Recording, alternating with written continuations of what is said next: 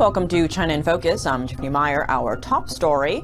U.S. markets bouncing back after President Trump softens his tone on China, easing fears of a major trade war, but a face-to-face with Chinese leader Xi Jinping still up in the air.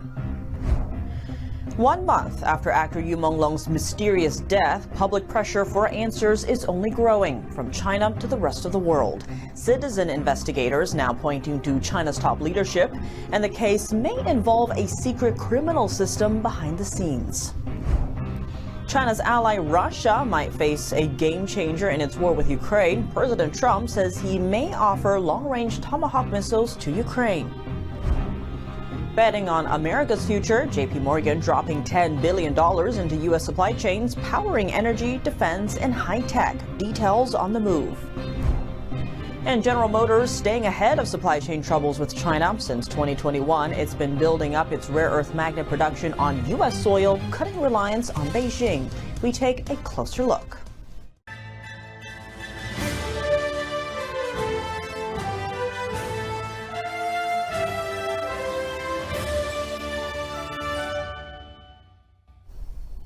Following President Trump's uproar over China's new rare earth export controls, all eyes on the regional summit APEC in a few weeks, which Trump and Chinese regime leader Xi Jinping are expected to attend and have their first bilateral meeting this year.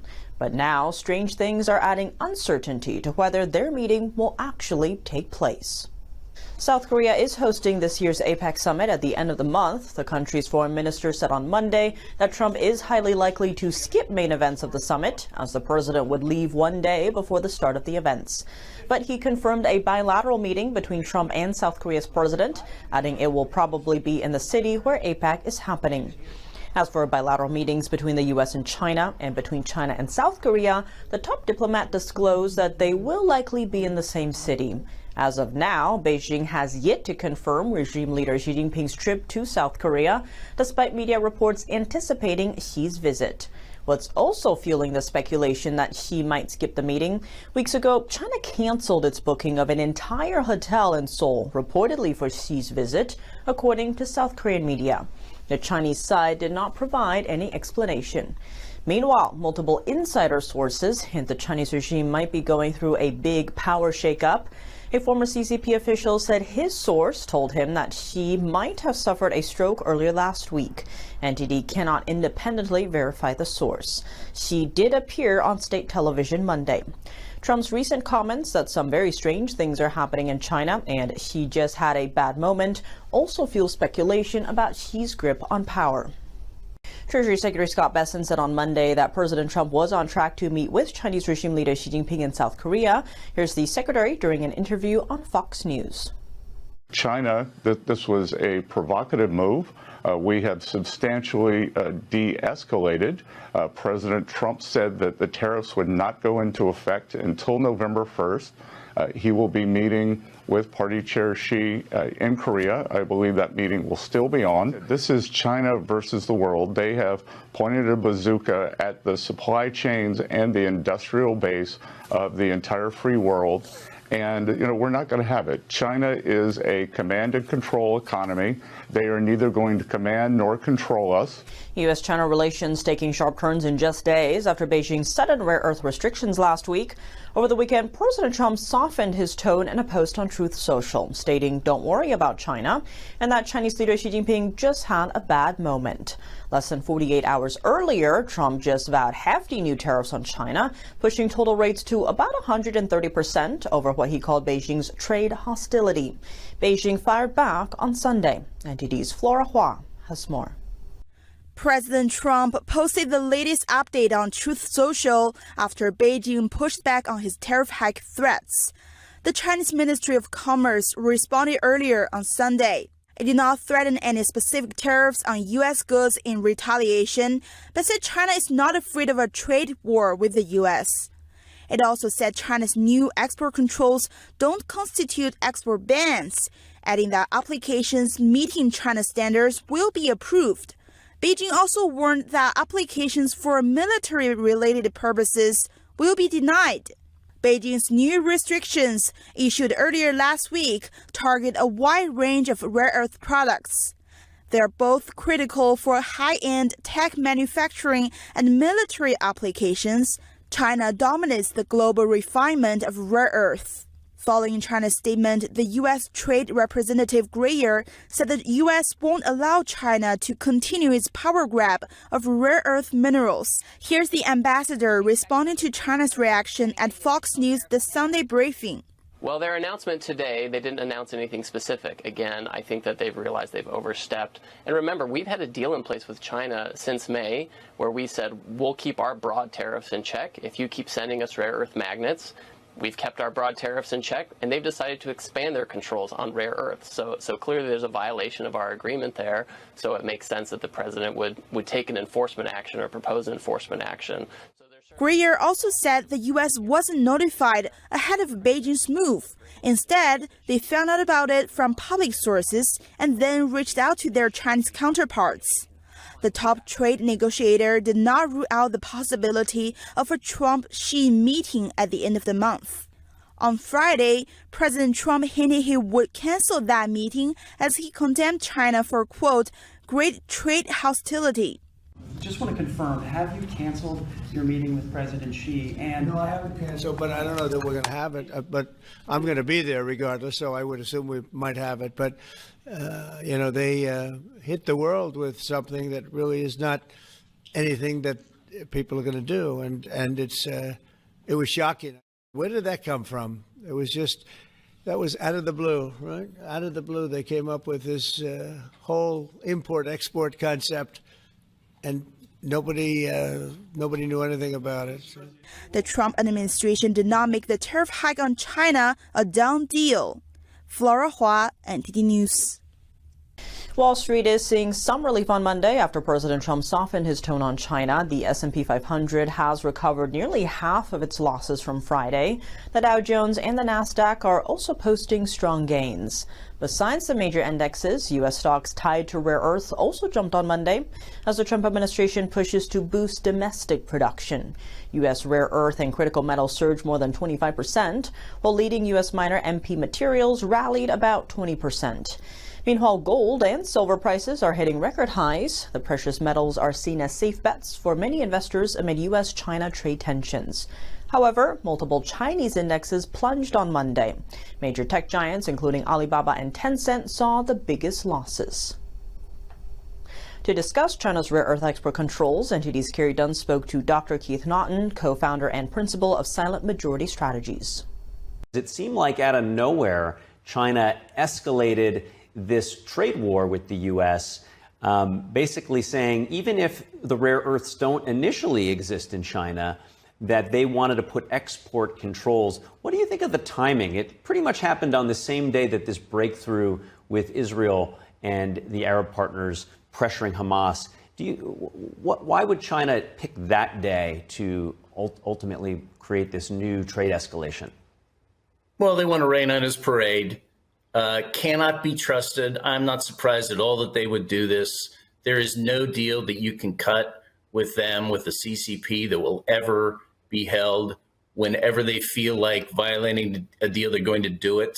You've got no choice but to find ways to keep pressure on them. That's the only way to keep these deals going. I think China's been working, and Xi Jinping for the last 15 years, to become as self-sufficient as possible for their regime. And the more self-sufficient they are, the more that they're going to act this way. Under President Obama, the United States was completely asleep, allowed an enormous amount of technology to be stolen, did not prepare this country to be resilient in the case of any trade disruptions. Trump has started the process of making the country more independent. I actually think he needs to be more aggressive, and I think he needs to do more than just tariffs. He's got to have a more broad strategy, but no one should believe that any deal with China is going to last ever. That should be just a number one fact. So I wouldn't surprise at all. It's been 1 month since the mysterious death of Chinese actor Yu Menglong, who had nearly 30 million followers on Chinese social media platform Weibo. Public attention on the case remains unusually high. A grassroots movement seeking more information about his death is gaining support, with participants from China and abroad.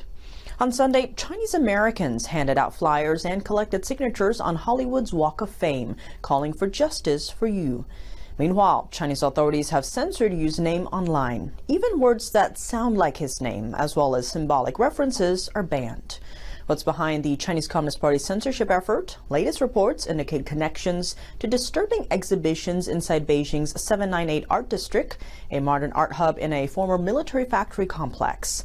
Citizen investigators have raised questions about possible individuals involved, including the alleged illegitimate son of Cai Qi, currently ranked 5th in the CCP leadership, and a possible descendant of former Premier Li Peng's family. Here's a closer look. Two disturbing videos have gone viral online, believed to show the final moments of Chinese actor Yu Monglong. One shows him hanging upside down outside a high-rise window.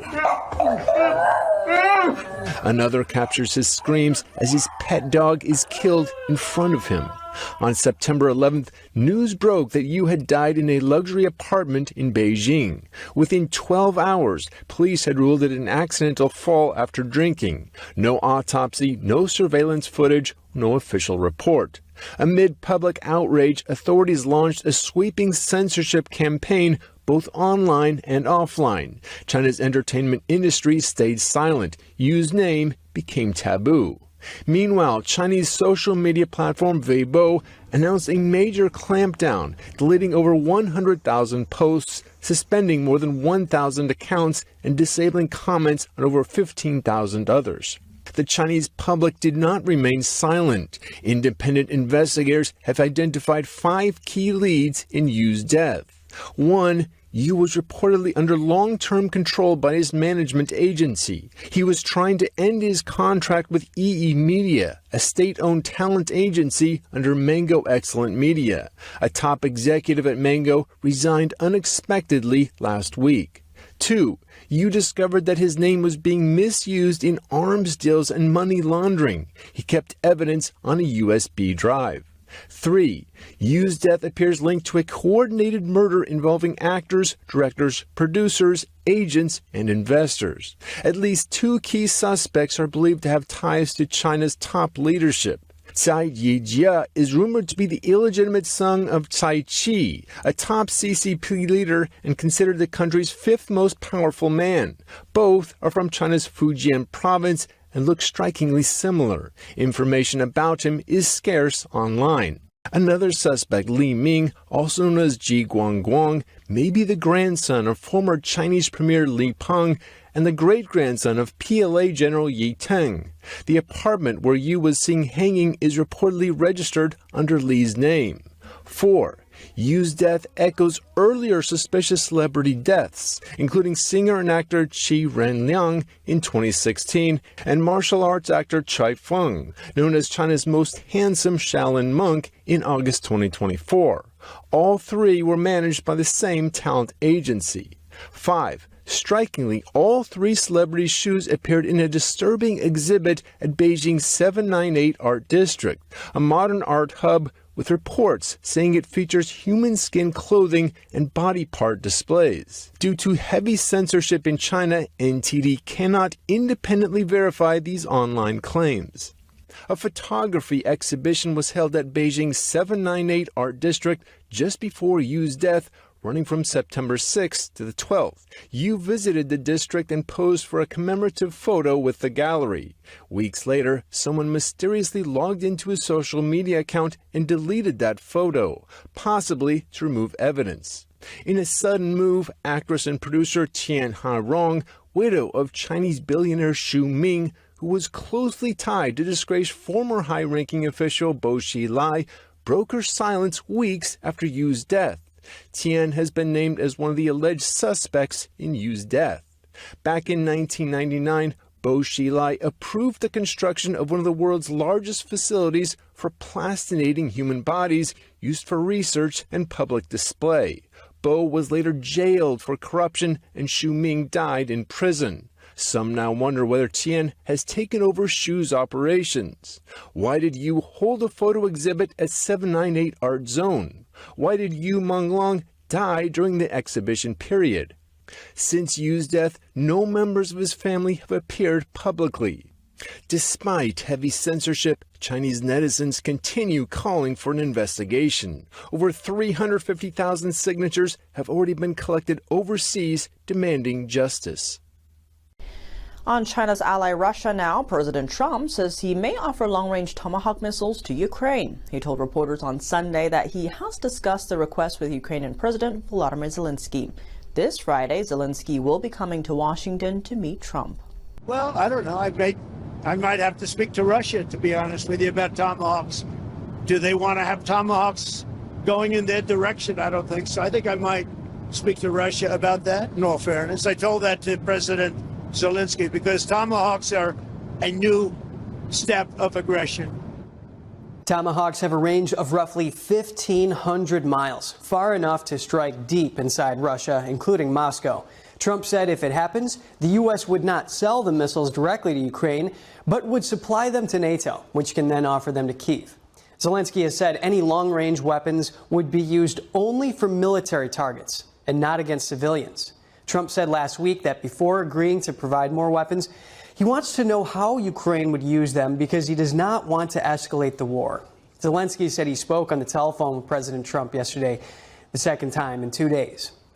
The deputy chairman of Russia's Security Council said on Monday that supplying U.S. Tomahawk missiles to Ukraine could end badly for everyone, especially Trump.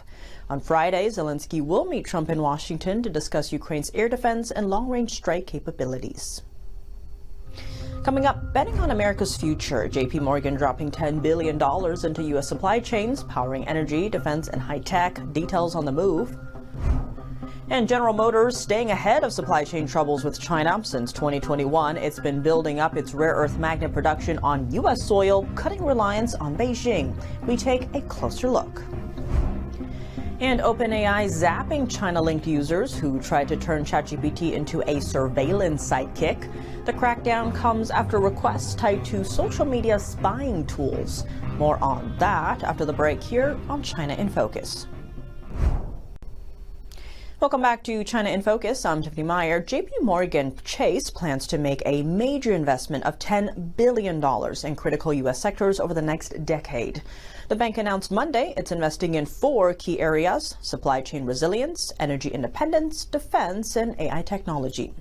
CEO Jamie Dimon says the U.S. has become too reliant on China for things like minerals and manufacturing, and this plan is meant to change that.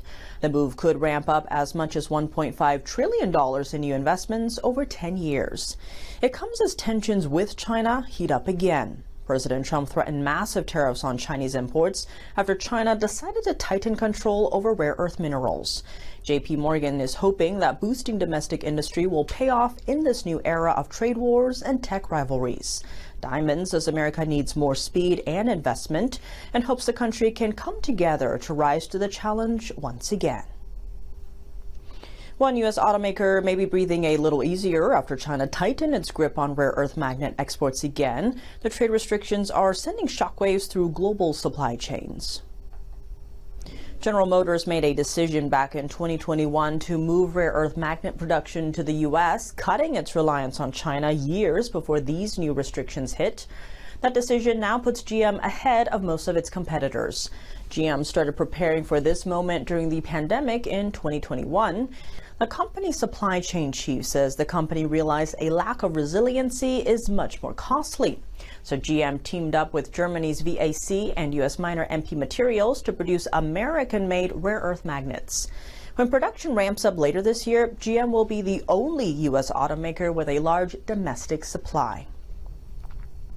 Beijing is tightening its export controls on rare earth minerals. Taiwan says the new rules are not going to significantly affect chip production. Semiconductors don't seem directly affected at this point, as most rare earth-related purchases are indirect. Materials from Japan, equipment from the U.S., and few direct imports from China. Indirect repercussions may still occur. Taiwan said the direct impact is likely on motors, especially high-speed ones used in drones and other industries. A Ministry of Economic Affairs official added that Taiwan will also work to build its own rare earth supply chain. For example, we're using government technology projects to help establish a rare earth supply chain. Other countries are likely to develop theirs as well, so we must move in that direction too. Taiwan is home to the world's largest contract chipmaker, TSMC, and produces the vast majority of advanced chips that are a key component of AI applications. OpenAI announces it is banning several ChatGPT accounts linked to China's communist regime. A new threat report from OpenAI says some users break national security rules by asking ChatGPT to help develop social media surveillance tools. The company says last week that the accounts are tied to efforts supporting China's surveillance programs, including requests targeting Uyghurs, an ethnic minority in China facing communist suppression. The move has raised global concern, showing how AI can be exploited for large-scale monitoring and repression. OpenAI also blocks other accounts linked to Chinese users who requested help building phishing and malware tools. In addition, some requests aim to improve China's AI competitor, DeepSeek. OpenAI says there's no evidence ChatGPT has aided malicious users with its new offensive features. Since cracking down on abuse early last year, OpenAI says it has disrupted more than 40 such networks. The move comes as the AI race between Washington and Beijing continues to heat up. These reports are raising new questions about how governments and companies should regulate AI. China is launching an antitrust probe into U.S. chipmaker Qualcomm over its acquisition of Israeli firm Autotalks. Beijing accuses Qualcomm of possible monopoly violations. China's market regulator confirmed the investigation Friday. It's the latest move in Beijing's campaign against American semiconductor companies. Just last month, China accused NVIDIA of violating its anti-monopoly laws. Analysts say this latest probe adds to growing regulatory pressure on U.S. tech firms operating in China. Qualcomm, which earns nearly half its revenue from Chinese tech companies, finalized its purchase of Autotalks back in June. The Israeli firm develops communication chips for vehicles that help prevent crashes. These back-to-back probes could heighten tensions in already strained U.S.-China trade relations. That's all for today's China in Focus. I'm Tiffany Meyer. If you have any feedback on the show or have something you'd like to see us cover, send us an email at chinainfocus@ntd.com. We'd love to hear from you. Round-the-clock original news coverage, visit us at ntd.com or download our NTD app. Thanks for watching. See you tomorrow.